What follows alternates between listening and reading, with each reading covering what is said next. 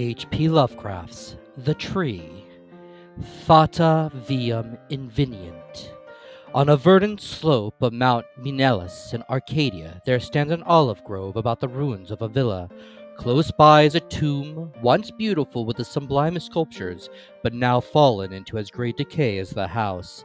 At one end of that tomb is its curious roots displacing the time-stained blocks of Pentelic marble, grows an unnaturally large olive tree of oddly repellent shape.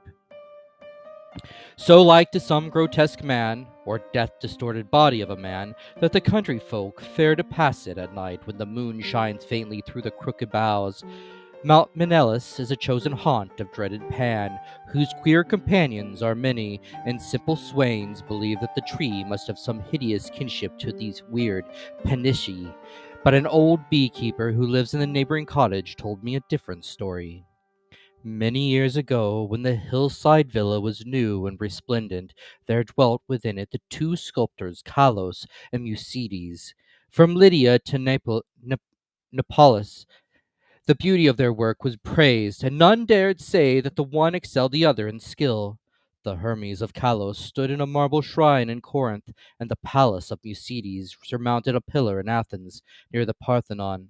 All men paid homage to Kalos and Mucides, and marveled that no shadow of artistic jealousy cooled the warmth of their brotherly friendship.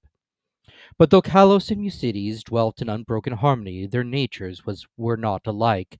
While Mucides reveled by night amidst the urban gaieties of Tega, Kalos would remain at home, stealing away from the sight of his slaves into the cool recesses of the olive grove.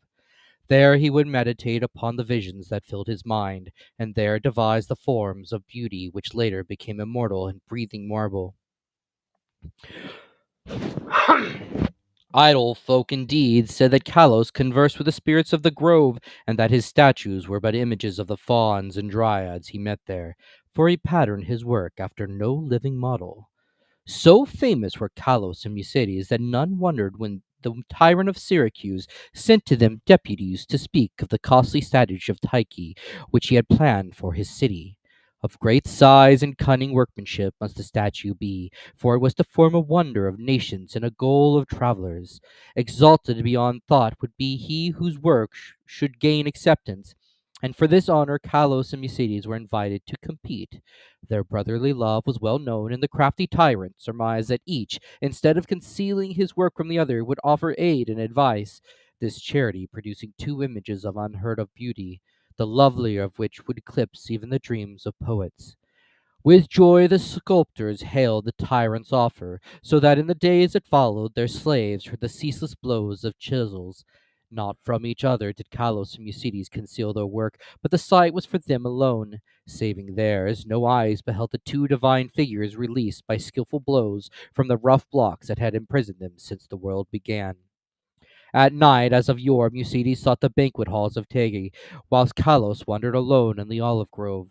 But as time passed, men observed a want of gaiety in the once sparkling Mucides.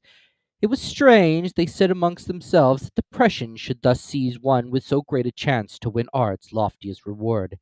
Many months passed, yet in the sour face of Mucides came nothing of the sharp expectancy which the situation should arouse. Then one day Then one day Mucides spoke of the illness of Kalos, after which none marveled again at his sadness, and the sculptor's attachment was known to be deep and sacred. Subsequently, many went to visit Kalos, and indeed noticed the pallor of his face, but there was about him a happy serenity which made his glance more magical than the glances of Mucides, who was clearly distracted with anxiety, and who pushed aside all the slaves in his eagerness to feed and wait upon his friend with his own hands. Hidden behind heavy curtains stood the two unfinished figures of Tyche, little touched of late by the sick man and his faithful attendant. As Kalos grew inexplicably weaker and weaker, despite the ministrations of puzzled physicians of his assiduous friend, he desired to be carried often to the grove which he so loved. There he would ask to be left alone, as if wishing to speak with unseen things. Mucides ever granted his request, though his eyes filled with visible tears at the thought that Kalos should care more for the fauns and the dryads than for him. At last the end drew near, and Kalos discoursed of things beyond his life. Mucides, weeping, promised him a sepulchre more lovely than the tomb of Mausolus, but Carlos bade him speak no more of marble glories. Only one wish now haunted the mind of the dying man, that twigs from certain olive trees in the grove be buried by his resting place, close to his head. And one night, sitting alone in the darkness of the olive grove, Carlos died.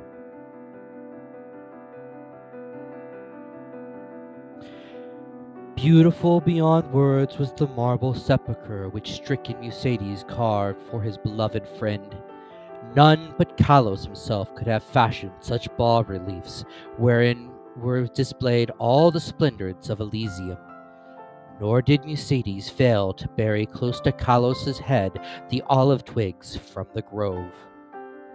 As the first violence of Mucides' grief gave place to resignation, he labored with diligence upon his figure of Tyche. All honor was now his, since the tyrant of Syracuse would have the work of none save him or Carlos. His task proved a vent for his emotion, and he toiled more steadily each day, shunning the gaieties he once had relished.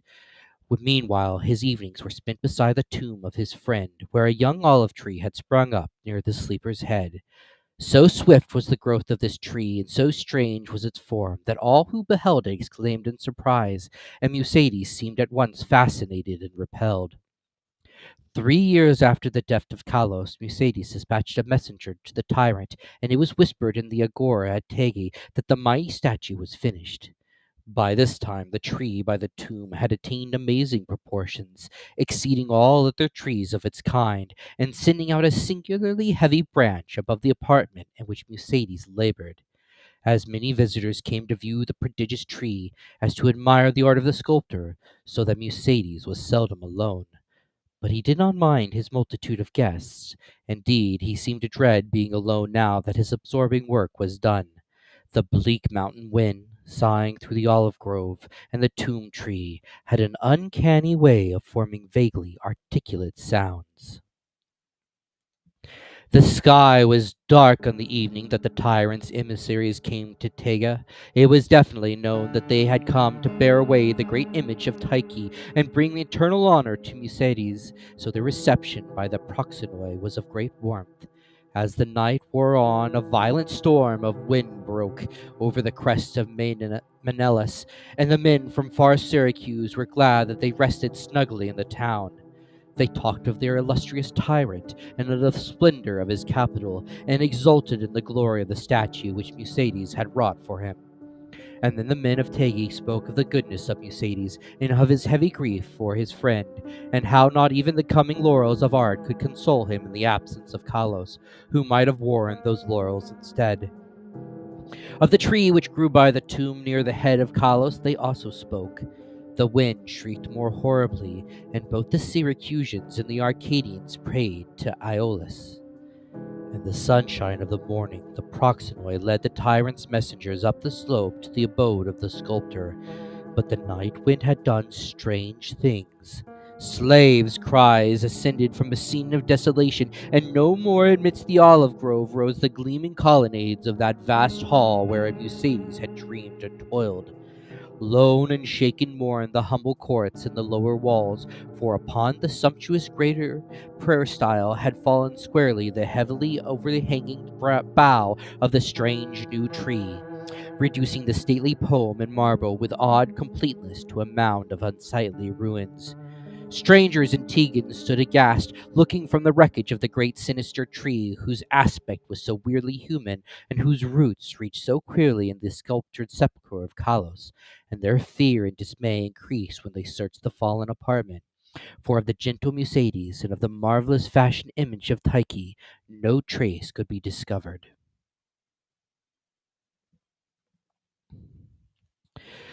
Amid much stupendous ruins, only chaos dwelt, and the representatives of two cities left disappointed.